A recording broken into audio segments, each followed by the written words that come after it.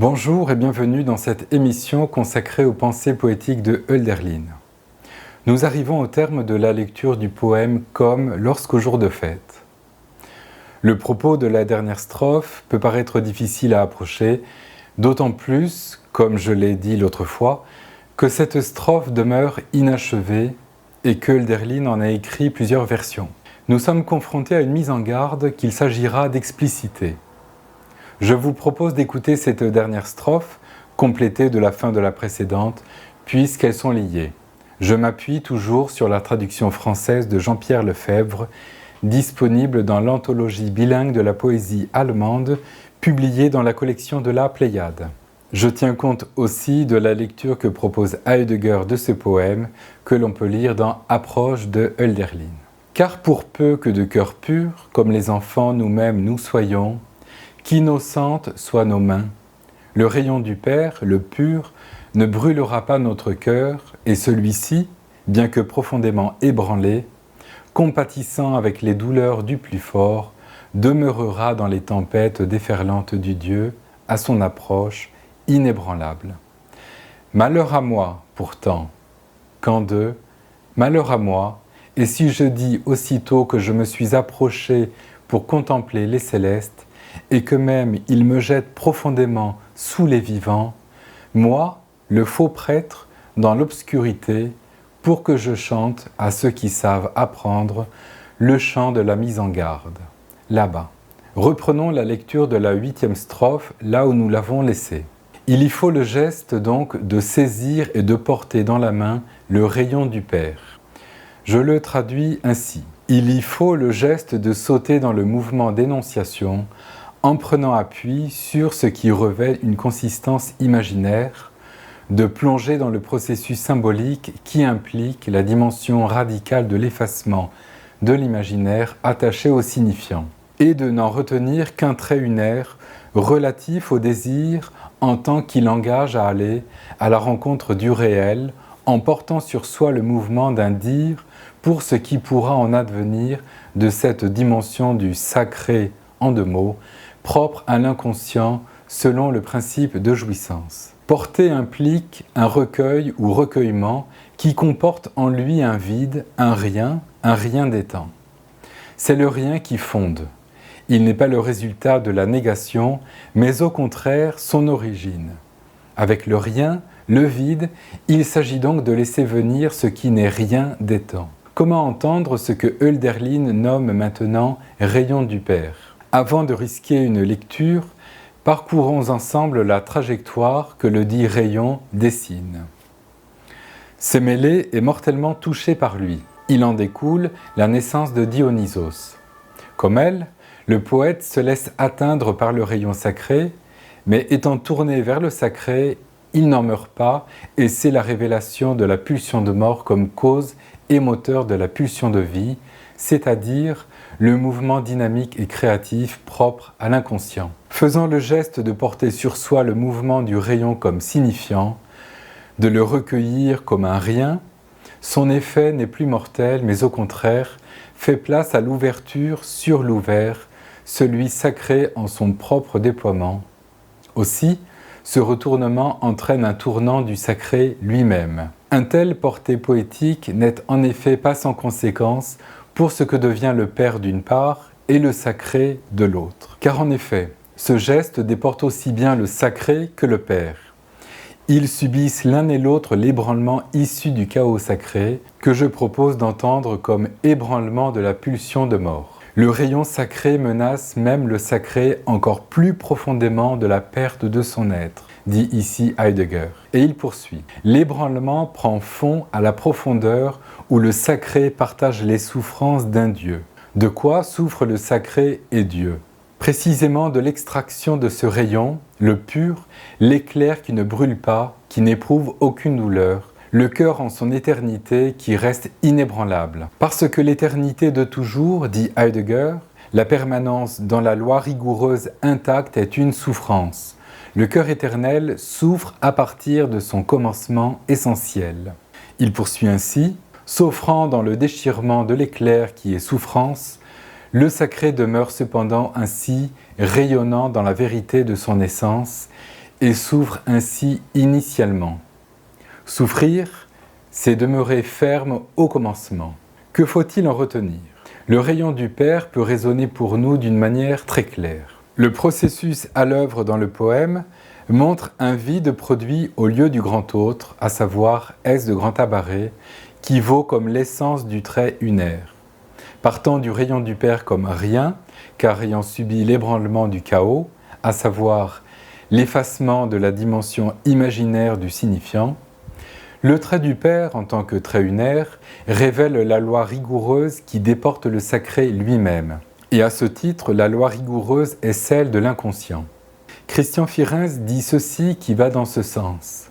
Cette conception de la loi est radicalement différente non seulement de la loi morale chez Kant, mais aussi de la loi de l'inconscient créateur, celle qui part du rien radical et qui suppose le trait unaire complètement évidé pour laisser l'inconscient inventer une nouvelle forme. Car la loi de l'inconscient créateur ne s'appuie pas sur l'existence de ce grand autre et de ses demandes. Elle ouvre le temps de la surprise, voire de la frayeur devant l'éthique complètement déconcertante de l'inconscient, au contraire de la loi centrée sur l'interdiction de l'inceste qui reste sans surprise. Il s'agit là d'une citation extraite de son ouvrage intitulé « Lecture de l'identification de Lacan, de l'utopie d'identité au moteur de l'invention » paru en 2022. Le rayon du Père comme trait issu du Père doit alors également s'entendre comme la barre portée sur le grand autre, le rayon du Père qui atteste de sa castration, déportant ainsi le sacré dans le média, c'est-à-dire le symbolique connoté du réel. Un tel déport que réalise le poète ou poème, en accentuant le processus symbolique de la fonction signifiante, introduit ainsi la question de la jouissance dans le sacré devenant sacré en deux mots. Un tel déport libère la liberté de créer propre à l'inconscient. Que pouvons-nous dire du désir singulier du poète, dont tout indique qu'il fait dépendre sa parole du fait de porter en son silence le cœur pur du sacré Père, c'est-à-dire cet objet impossible à concevoir et à saisir, mais à partir duquel s'invente tout ce qui provient de la force créatrice de l'inconscient. C'est précisément la définition que donne Lacan de son objet petit a dans sa forme vocale de rien absolu. Comme une femme, un poète serait dans une certaine proximité avec le principe de jouissance, évoquant par là ce que Lacan a pu appeler curieusement le désir de castration. Un désir, selon l'inconscient, qui place en son centre la question de la jouissance et donc de l'objet petit a dans sa forme vocale de rien absolu. La castration devenant celle du grand autre, à savoir S de grand tabaret. Dit autrement, le sacré ainsi déporté devient lui aussi S de grand tabaret, recevant son incidence de la loi rigoureuse, celle de l'inconscient d'après le principe de jouissance. Et d'ailleurs, de la même manière que le sacré est déporté du fait de l'ébranlement issu du chaos sacré, nous pourrions considérer que prendre véritablement acte de la fonction signifiante, cette approche de la fonction du signifiant S1, S2 à partir de la double boucle du 8 intérieur qui permet la formation du cross-cap et de la structure du fantasme comme l'indique Lacan dans son séminaire L'identification, n'est pas non plus sans déporter l'inconscient. L'inconscient se révèle avec la loi rigoureuse, c'est-à-dire avec le principe de jouissance, au sens où l'introduit Christian Firens, à savoir la question fondamentale du signifiant et de la place du sujet dans le signifiant. Je rappelle que le principe de jouissance n'est en rien assimilable à quelque chose que l'on pourrait saisir d'un point de vue phénoménal ou qui serait l'équivalent d'un plaisir excessif, voire mortifère, comme nous l'entendons encore trop souvent.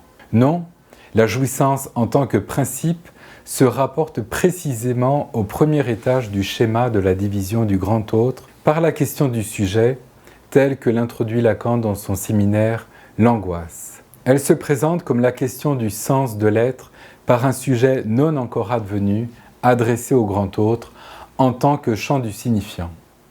Il est à noter que le signifiant dit lacanien implique l'opération d'effacement du contenu imaginaire, c'est-à-dire un faire qui réalise le degré zéro du savoir en S de grand tabaret, le vide au lieu du grand autre. Un tel dégagement conduit à ce que devient véritablement le signifiant lorsqu'il est libéré de son référent. C'est à cette condition que peut alors s'entendre l'équivoque du S2 comme ouverture sur l'essence du trait unaire en tant que degré zéro du savoir qui correspond à l'impasse du réel produite par le discours analytique à partir duquel l'inconscient peut inventer selon le principe de jouissance. De la même manière, l'acte du poète est celui d'accentuer le retournement opéré par le feu sacré, de réaliser la pulsion de mort comme cause et moteur de la pulsion de vie, c'est-à-dire le mouvement dynamique et créatif propre à l'inconscient, selon le principe de jouissance. Il tient compte du réel comme impossible. Il témoigne ainsi de l'incidence du réel dans le poème. Mais il faut préciser aussi que son désir de castration le porte à dénaturer, entre guillemets, le sacré, à le déporter pour en extraire son cœur pur, c'est-à-dire ce qui en fait son essence, à savoir un vide, un trou, un rien absolu. Ainsi, le poète, par son engagement maximal dans le processus symbolique, accentue cette force libératrice de la pulsion de mort, du chaos, pour laisser développer ce qui s'y indique du mouvement dynamique et créateur de l'inconscient. Le cœur pur, inébranlable et permanent. Ayant dit cela, qu'est-ce qui se dit avec la mise en garde qui survient tout à la fin du poème, alors même que le mouvement opéré par et dans le poème nous conduit à ce que devient une véritable ouverture. Là, Hölderlin s'arrête et se retourne. Son chant repose dans un suspens. Un passage du poème Mnemosyne, écrit peu de temps après Brot und Wein, le pain et le vin, peut nous faire entendre un point absolument essentiel. Ils ne peuvent pas tout, les célestes, car les mortels, ils rentrent déjà dans l'absence de fond. Donc cela change avec ceux-ci, les mortels. Long est le temps, mais il survient, il a lieu, le vrai. Dans plusieurs traductions françaises de cet extrait, nous retrouvons l'idée selon laquelle les mortels atteignent l'abîme lui-même et agissent le tournant.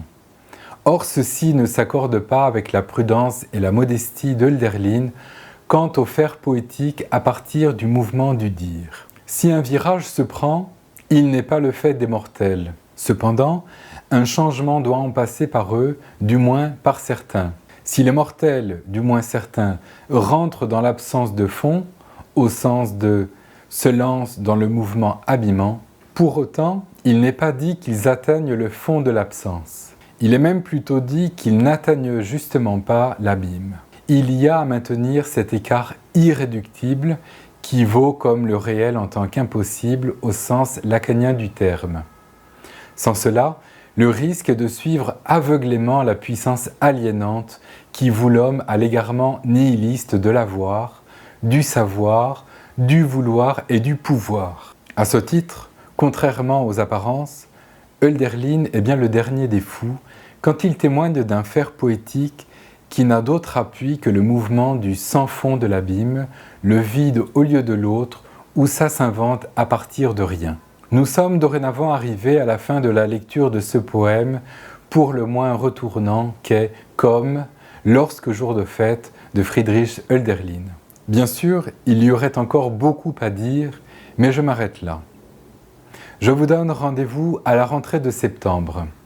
Je vais en effet m'accorder un congé estival. Nous nous retrouverons le mercredi 2 septembre pour la suite du dialogue avec le texte psychanalytique et le mercredi 9 septembre pour un nouveau cycle de « À l'écoute du penser poétique », cette fois consacré au poème « Brot und Wein », le pain et le vin en français. Il me reste à vous souhaiter un bon été, Au revoir et à bientôt.